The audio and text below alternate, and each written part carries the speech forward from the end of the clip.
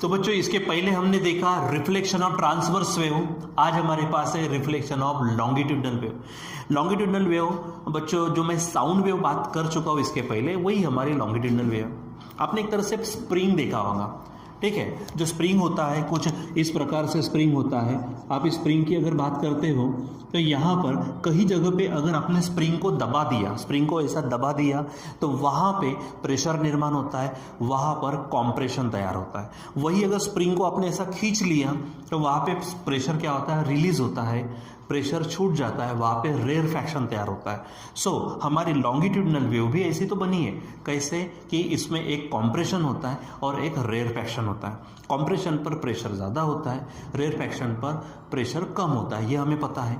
अब उसी का हमको क्या देखना है, यहाँ पर रिफ्लेक्शन देखना है, ठीक है। अब रिफ्लेक्शन भी देखना है तो दो तरीके से, ठीक है, कि वो कौन से सरफेस पर क्या होता है, रिफ्लेक्ट होता है, वहाँ से ये करते हैं, ठीक है। कौन से सरफेस पर हमारी वेव इंसिडेंट होती है और वहाँ से रिफ्लेक्ट किस तरह से होती है वो देखने। तो हमारे पास दो मीडियम थे, एक है हमारे पास डेंसर मीडियम, दूसरा हमारे पास है रेयरर मीडियम, ठीक है। तो पहले हम ले लेते हैं यहाँ पर reflection from the denser medium, reflection from the denser medium, ठीक है, डेंसर मीडियम। जैसे कि आप सबको मालूम है डेंसर मीडियम में जो पार्टिकल्स होते हैं, जो अरेंजमेंट होती है, वो थोड़े टाइटली बाउंड होते हैं एक दूसरे को। वही रेयरर मीडियम में थोड़े लूजन होते हैं, ठीक है। तो जैसे कि एग्जांपल ले लेते हैं। जैसे अगर मैं बात कर रहा हूँ अभी, ये हमारा एयर मीडियम है। अगर कोई वेव जाकर किसी दीवार से टकराती है तो जो दीवार होती है, जो वॉल होती है, that is denser as compare to rarer, ठीक है। इस एयर की तुलना में वो क्या है, ज़्यादा डेंसर है।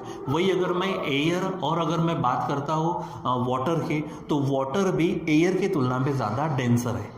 वही अगर मैं बात करता हूँ वाटर और एक आधा कोई सॉलिड ले लो, दीवार ले लो, वॉल ले लो, तो वाटर की तुलना में जो वॉल है वो ज़्यादा डेंसर है, ठीक है। जैसे अगर मैं बात करता हूँ यहाँ पर एयर की बात करो, फिर वाटर की बात करो, ठीक है, और एक आधे में वॉल ले लो, तो एयर से ज़्यादा डेंसर है वाटर, वाटर से ज़्यादा डेंसर है वॉल, ठीक है। सो अब हमारी पेयर कौन सी चलती है उस पर डिपेंड करता है कि इन दोनों को लेते तो ये बन जाएगा रेयरर, तो ये बन जाएगा डेंसर। अगर मैं ये पेयर लेता हूँ तो ये बन जाएगा रेयरर, तो ये बन जाएगा डेंसर, उस पर डिपेंड करता है। अब वेव किस पर इंसिडेंट होती है उस पर डिपेंड करेगा कि उसका रिफ्लेक्शन कैसे होगा। जैसे लास्ट टाइम हमने देखा था कि अगर मान लीजिए कि डेंसर मीडियम पर अगर ट्रांसवर्स वेव जाती है तो क्रेस ट्रप बनकर वापस आता है, रिफ्लेक्ट होता है। वही ट्रप क्रेस बनकर रिफ्लेक्ट होता है। वही अगर मैं बात करता हूँ रेयरर मीडियम पे अगर ट्रांसवर्स वेव को भेज दिया जाए तो ट्रप बनकर क्रेस बनकर वापस आती है, वहाँ पे कोई फेस चेंज नहीं होता। बस वैसा यहाँ पर हमको देखना है। तो मान लीजिए कि हम क्या करते हैं कि ये हमारे पास है डेंसर मीडियम, ठीक है, ये हमारे पास क्या है, डेंसर मीडियम है। और इस डेंसर मीडियम पर कोई क्या हो रही है, इसके ऊपर लॉन्गिट्यूडनल वेव आ रही है। और लॉन्गिट्यूडनल वेव जैसे कि हमने प्रॉपर्टीज में पढ़ा है, कोई भी लॉन्गिट्यूडनल वेव हमारे दो चीज़ों से बनेंगे, एक कॉम्प्रेशन और एक रेयरफैक्शन। तो मान लेते हैं कि मैं इसके ऊपर एक कॉम्प्रेशन इंसिडेंट करता हूँ। समझो यहाँ से आते आते हमारे पास में एक कॉम्प्रेशन यहाँ पे आ चुका है, ये इस तरह से कॉम्प्रेशन जहाँ पे प्रेशर ज़्यादा होगा, ठीक है, ये हमारे पास मान लीजिए क्या है, इस तरह से कॉम्प्रेशन मैंने यहाँ पर ले लिया है। ये क्या है, इसको नाम देता हूँ मैं कॉम्प्रेशन, ठीक है। सो अब बात करते हैं कि वेलोसिटीज़ के। तो हमारे पास वेव वेलोसिटी और पार्टिकल वेलोसिटी दो चीज़ें होती है। तो वेव वेलोसिटी हमेशा की तरह कहाँ होंगे, जैसे VW की बात करते तो जिस डायरेक्शन में वो वेव जा रही है वही हमारे क्या होंगे, वेव वेलोसिटी।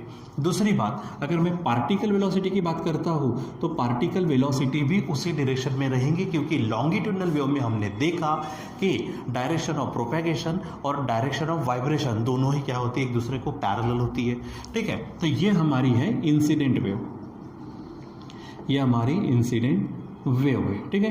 अब यहाँ पर wave velocity and particle velocity both are travelling towards the denser medium, दोनों की डायरेक्शन कहाँ है, डेंसर मीडियम की तरफ है। अब बच्चों यहाँ पर देखो, यहाँ पर ऑलरेडी जब मैं कॉम्प्रेशन की बात करता हूँ तो कॉम्प्रेशन पे ज़्यादा प्रेशर होता है।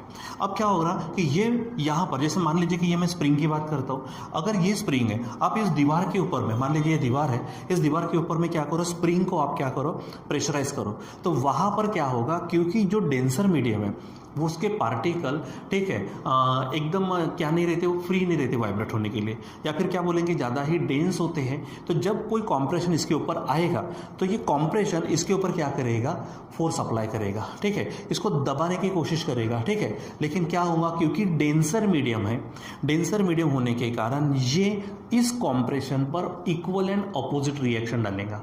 मतलब इधर से ये क्या कर रहे हैं, दबाने की कोशिश कर रहा, और डेंसर मीडियम होने के कारण वो इसको इक्वल और अपोजिट रिएक्शन देगा, तो मतलब वो और दबेगा, मतलब वहां पे और कॉम्प्रेशन ही तैयार होगा, ठीक है।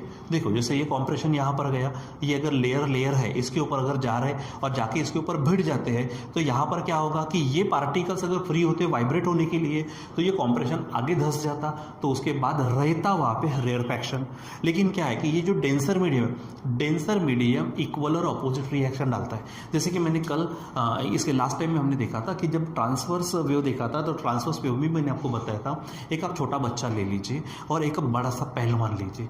अगर मान लीजिए कि पहलवान उस बच्चे को उठाना चाहता तो इजीली उठ जाएगा, वही अगर बच्चा उस पहलवान को उठाना चाहेगा तो नहीं होगा, ठीक है। उल्टा बच्चा जब उसको खींचना चाहेगा, पहलवान को खींचना चाहेगा, तो क्योंकि पहलवान की ताकत ज़्यादा है, उल्टा वही उसको क्या करेगा, इक्वल और अपोजिट रिएक्शन दे देगा। यानी बच्चे की तरफ पहलवान तो जाएगा नहीं, लेकिन पहलवान की तरफ कौन रहेगा, बच्चा। इसी प्रकार मैंने आपको बताया था कि यहाँ पर देखो, ये कॉम्प्रेशन जो जा रहा है इसके ऊपर टकराएगा, तो यहाँ के पार्टिकल्स अगर फ्री होते तो ये पार्टिकल भी क्या होते, यहाँ पे वाइब्रेशन तो होगा, ठीक है, लेकिन यहाँ पे कॉम्प्रेस हो जाते, ठीक है। लेकिन ये नहीं होते तो ये उल्टा इसके ऊपर क्या करेंगे, इक्वल और अपोजिट रिएक्शन डालेंगे, तो ये कॉम्प्रेशन जो है वो और भी क्या हो जाएगा, कॉम्प्रेस हो जाएगा। मतलब यहाँ पे वेव रिफ्लेक्ट होते समय फिर से क्या तैयार होगा, कॉम्प्रेशन ही तैयार होगा। मतलब यहाँ पर वेव जो यहाँ पर रिफ्लेक्ट होने जा रही है, तो फिर से यहाँ पर क्या निर्माण होगा, अपना कॉम्प्रेशन तैयार होगा, और कॉम्प्रेशन ही यहाँ से क्या हो जाएगा, रिफ्लेक्ट होगा। यानी रिफ्लेक्टेड वेव में अगर बात करते हैं, ये रिफ्लेक्टेड वेव होंगी हमारी, तो रिफ्लेक्टेड वेव में यहाँ पे कॉम्प्रेशन गया तो कॉम्प्रेशन बनकर ही क्या होगा, वो वापस आएगा, ठीक है।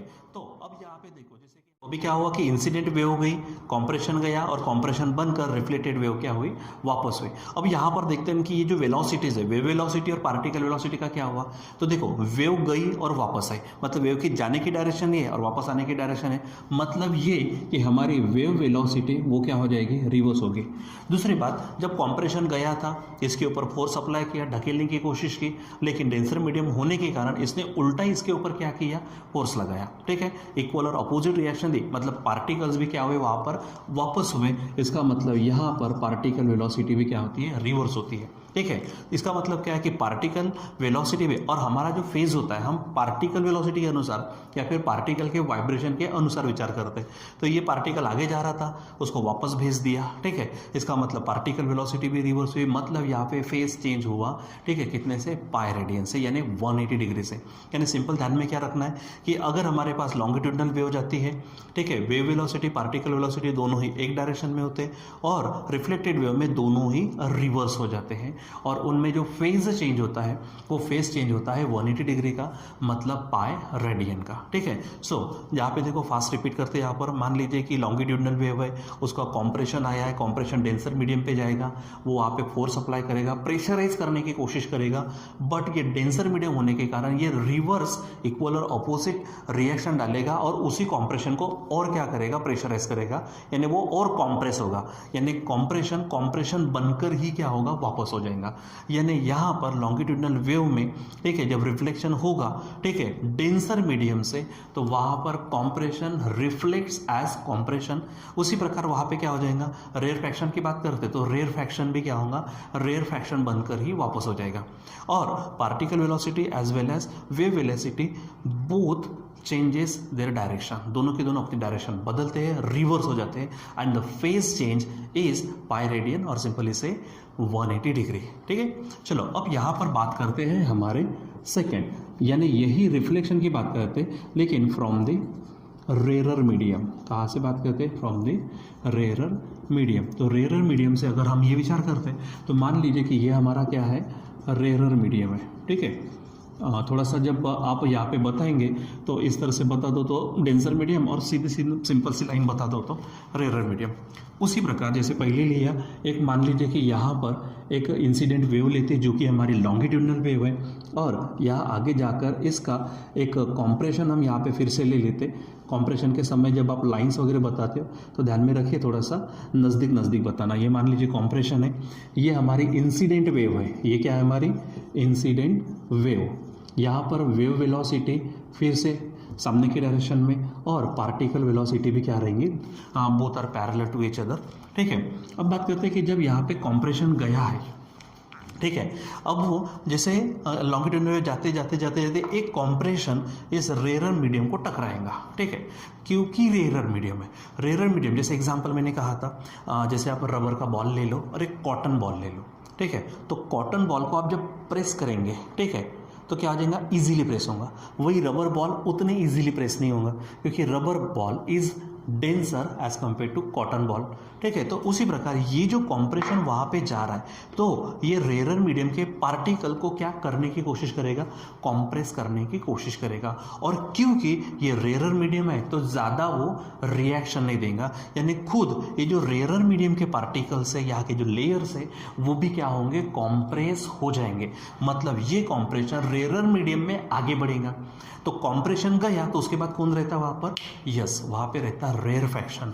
मतलब देखो, वेव कब रिफ्लेक्ट होंगे, वेव के सामने डेंसर मीडियम आता कि रेयर मीडियम आता, उससे कोई लेना देना नहीं है।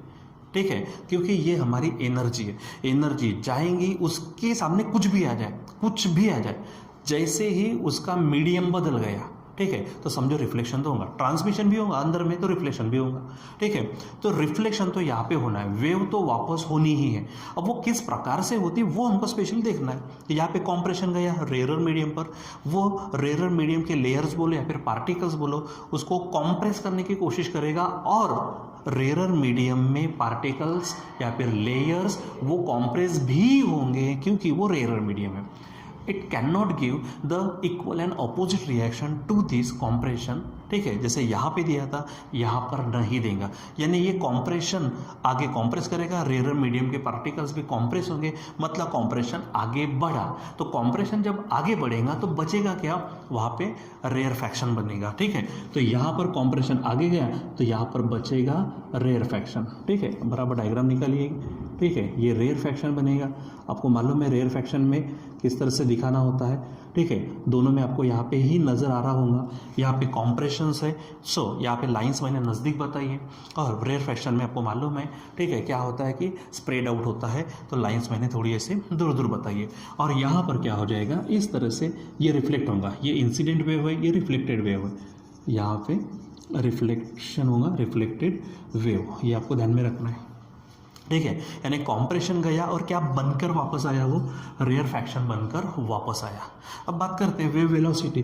तो हमेशा की तरह वेव वेलोसिटी तो क्या होंगी, रिवर्स होगी ही, क्योंकि वेव तो वापस आई है ना। ठीक है, अब बात करते हैं पार्टिकल वेलोसिटी के।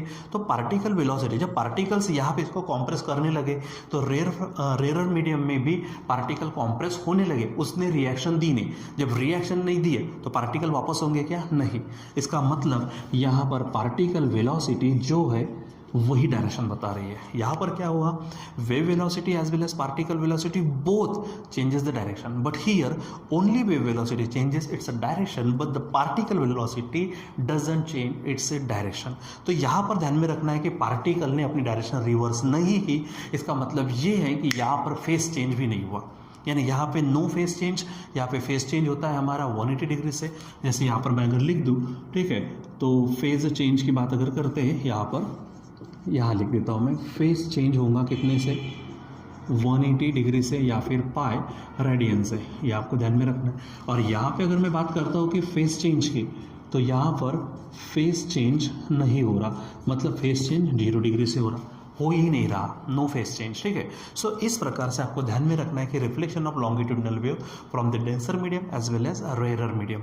डेंसर मीडियम में कॉम्प्रेशन बनकर वापस आता, रेयर फ्रैक्शन बनकर वापस आता। लेकिन अगर रेयर मीडियम की बात करो तो कॉम्प्रेशन रेयर फ्रैक्शन बनकर वापस आएगा, तो इसके उल्टा होगा, रेयर फ्रैक्शन कॉम्प्रेशन बनकर वापस आएगा, ठीक है।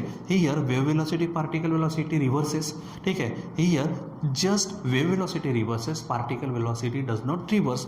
Here the phase change is of pi radian or 180 degree, and here no phase change is there, means phase change is 0 degree, ठीक है। तो this is all about the reflection of longitudinal waves, ठीक है बच्चों। सो इस प्रकार हम longitudinal wave और ट्रांसवर्स वेव की रिफ्लेक्शन को पढ़ चुके हैं, ठीक है। इसमें आप वीडियो को आगे पीछे करके देखो, एक आधी कोई बात फिर नहीं समझती है तो आप कमेंट बॉक्स में भी क्या करो कि सर ये टॉपिक नहीं समझा, वो टॉपिक नहीं समझा, थोड़ा सा बता दीजिए, मैं आपको वहाँ पे फिर से एक बार एक्सप्लेन कर दूंगा, ठीक है। लेकिन जैसे इसके पहले का ट्रांसवर्स वेव का और लॉन्गिट्यूडनल वेव का दोनों वीडियो को फिर से देखो, ताकि आपका रिफ्लेक्शन ऑफ वेव्स का फिनोमेना थोड़ा कंसेप्ट वो क्लियर हो जाए आपके, ठीक है बच्चों। सो आज के लिए इतना ही, बाकी का नेक्स्ट वीडियो में हम कंटिन्यू करते हैं। Bye bye.